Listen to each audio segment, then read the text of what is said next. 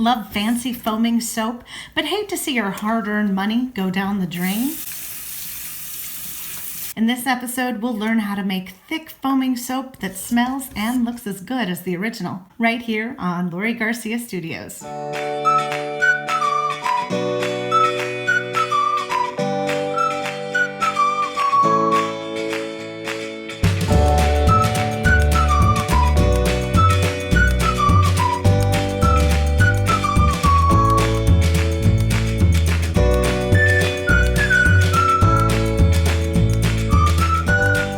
To make your own foaming soap, you'll need a foam soap dispenser, a tablespoon, shower gel, we use the same smell as our original foaming soap, food coloring, and hot tap water that's inside a measuring cup with a spout.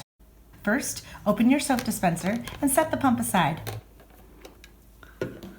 Grab your favorite shower gel. We're using the same brand and scent from Bath & Body Works as our foaming soap. This way, our soap will smell just like the original.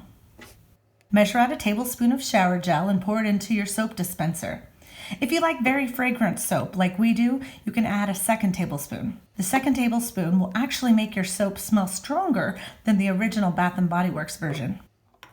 Next, you'll want to add a few drops of food coloring. That's because when you dilute the shower gel, it will water down the color as well. Adding color will help your DIY version look even better. Lastly, we're going to fill the soap bottle almost to the top with hot water. You don't need boiling water, just make sure it's the hottest tap water you have.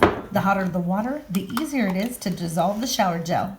Tightly screw on the lid and shake until the shower gel is dissolved. And there you have it, luxurious foaming soap that looks and smells just like the real thing. In fact, friends of ours didn't even know it was a DIY. Hope you enjoyed this episode. Until next time, I'm Lori, and this is Lori Garcia Studios.